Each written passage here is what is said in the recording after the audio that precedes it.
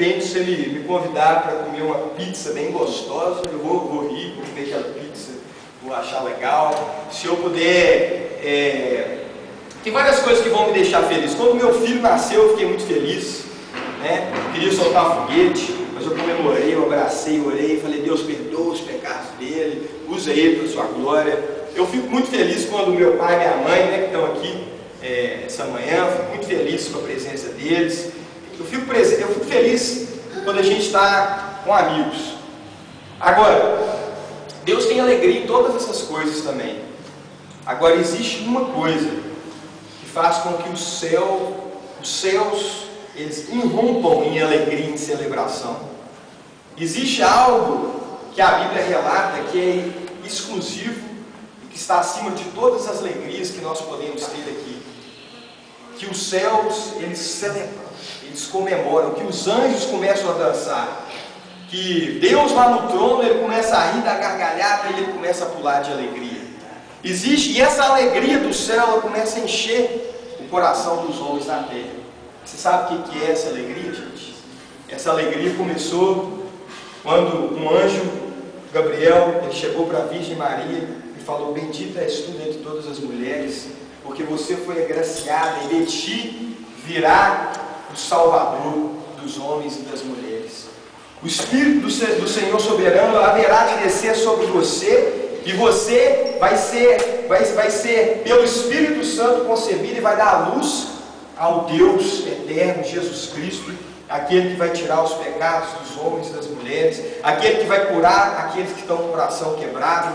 Ele é a luz do mundo, ele é o sal do mundo, ele é sobre todos, ele é o Rei Todo-Poderoso que criou os céus e a terra, e agora ele se manifesta para trazer alegria e a salvação dele até os confins da terra, até o Brasil, até a sua família, até dentro da sua casa, do problema, da situação, das dores que você está passando.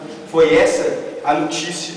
E você sabe o que aconteceu logo quando essa notícia foi chegada para Maria? Maria falou: logo eu, a sua serva tão humilde, não tem nada demais em mim, eu sou uma menina. E ela começou a falar: olha, meu espírito se alegra no Senhor. Ela já começou a fazer uma festa. E a minha alma, ela se alegra, ela exulta no Deus do meu Salvador, porque Ele escolheu trazer a sua salvação. E, na minha humildade, Ele permitiu que ela acontecesse através de mim.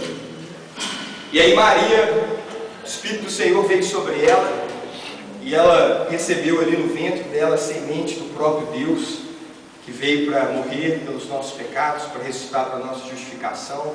E com o nascimento de Jesus, houve uma festa, a maior festa que eu já tive notícia, que eu já ouvi falar. A Bíblia fala que tinham 3 pastores, e os pastores, eles falavam assim: olha, o menino vai nascer ali, vai ser um sinal, você vai ver que ele vai estar numa manjedoura, vai ser o menino Jesus, ele vai nascer. E aí de repente aqueles pastores foram lá, foram os magos, foram ricos, foram pobres, foram pessoas de todas as raças. Naquele evento ali, todas as nossas diferenças entre homens, elas caíram por terra. E aquelas pessoas, elas chegaram ali no nascimento de Jesus, que ele nasceu ali numa manjedoura, de uma forma humilde. E aí de repente o anjo do Senhor, ele apareceu e falou o seguinte: olha, que haja festa nos céus, que haja glória nas alturas, e paz na terra aos homens que recebem essa tão grande salvação. E naquele momento os anjos, eles começaram a anunciar festa, eles começaram a anunciar salvação. E os anjos, a glória de Deus, eles falaram: glorificado seja o nome de Deus, e paz na terra. E a Bíblia fala que um exército celestial, naquele mesmo momento, eles começaram a louvar a Deus.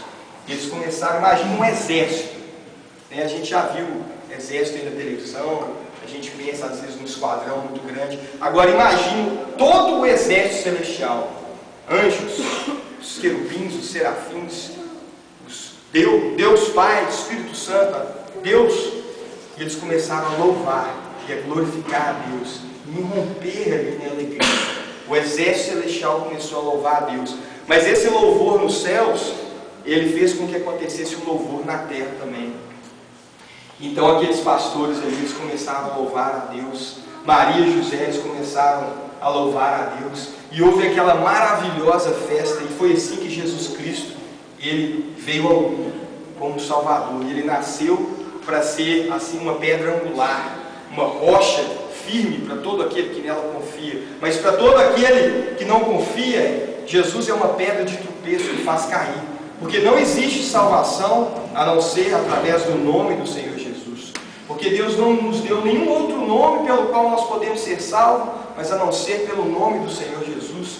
E Jesus fala que Deus tanto amou o mundo que Ele enviou o Seu Filho para morrer pelos nossos pecados, para levar a nossa maldição sobre si na cruz, levar as nossas doenças, as nossas enfermidades sobre si, para destruir as obras do diabo. Para isso se manifestou o Filho de Deus, para que todo aquele que nele crê, aquele que depende, aquele que reconhece: eu preciso do Salvador, esse tenha a alegria da vida eterna, esse possa celebrar o nascimento de Cristo. Porque Deus não enviou o seu Filho para condenar o mundo, mas para que todo aquele que nele crê seja salvo. Porque o mundo, Jesus falou, não vim condenar o mundo, porque o mundo já está condenado. E agora eu quero falar para você, através das Escrituras, como que nós podemos celebrar essa festa hoje. Hoje nós estamos celebrando o nascimento de Jesus. Jesus falou: olha, eu não vim condenar o mundo, mas o mundo já está condenado. As pessoas, elas estão cativas pelo poder das trevas, elas são dominadas por vícios, por pecados, pelo ódio, pela amargura. A gente vê aí, a gente pode ver tanto no âmbito familiar quanto das nações. A gente vê que nós vivemos numa raça decaída. Um homem é um ser depravado, imoral, que ele pode até se colocar com formalidade, mas ele é extremamente pecaminoso e inclinado para fazer o mal. E Jesus falou: olha, eu não vim te condenar, porque vocês já estão condenados. As suas próprias obras e atitudes mostram que vocês não são perfeitos. Como vocês poderiam vir até Deus? Ah, não, mas eu faço boas obras. Ah, eu posso fazer alguma coisa. Não, as nossas obras diante de Deus são como trapos imundos. Mas a palavra fala que Jesus veio para que para aquele que estava perdido, pudesse ser salvo. Ele não veio para os sãos, ele veio para os doentes, para aqueles que botam esperança neles possam ser salvos. E essa é a mensagem da salvação. Jesus, ele ensinava, quando ele estava vivo no seu ministério terreno, aqui como homem, ele sempre está vivo, ele ainda está vivo hoje, ele ainda faz as mesmas obras, ele ainda cura os paralíticos, ele ainda abre os olhos dos cegos, ele ainda liberta da depressão, ele liberta do álcool, ele ainda transforma as vidas, e aonde que ele chega ainda tem alegria. Isso acontece nos dias de hoje, porque ele não está morrido, ele não morreu. Nosso Deus é um Deus vivo. Se a gente for lá no túmulo de Maomé, no túmulo de todos os grandes líderes espirituais, a gente lê lá: aqui estão os restos mortais de fulano. Se a gente vai lá em Israel, procura, fala: não está aqui, ressuscitou. Ele está vivo.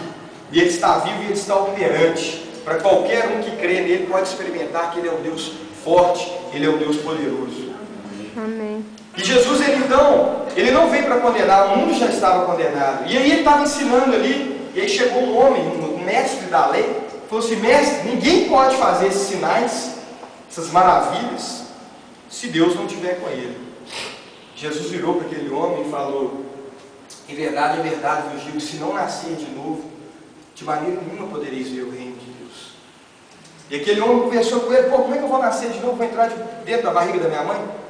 Falou: não, você tem que nascer do Espírito da água. E aqui entra a mensagem de Deus para mim, para você, e a razão que hoje nós estamos aqui celebrando. Que a gente tem que rir, a gente tem que pular, a gente tem que abraçar cada pessoa que vai batizar, e todo mundo aqui que já se entregou a Jesus, a gente tem que falar: não, obrigado, Deus, porque eu sou perdoado. E talvez uma pessoa que ainda não crê, a gente tem que falar: olha, cara, eu estou aqui, Deus te ama, Ele morreu pelos seus pecados, tem compromisso com a sua vida, não é religião, não é nada que você tem que fazer, é simplesmente o presente da salvação. E aí Jesus fala para aquele cara, explica lá para o Nicodemos, o líder religioso, e ele fala justamente do novo nascimento, que é quando um homem, ele compreende o amor de Cristo, e ele tem Jesus nascendo vivo no seu coração, e ele pode experimentar o Cristo ressurreto, o Deus eterno morando e habitando dentro do seu coração. Isso é o batismo, é a identificação daquele que crê com a morte, com a ressurreição, com a ascensão e com a vida gloriosa no Cristo Todo-Poderoso. E aí nós podemos ter Cristo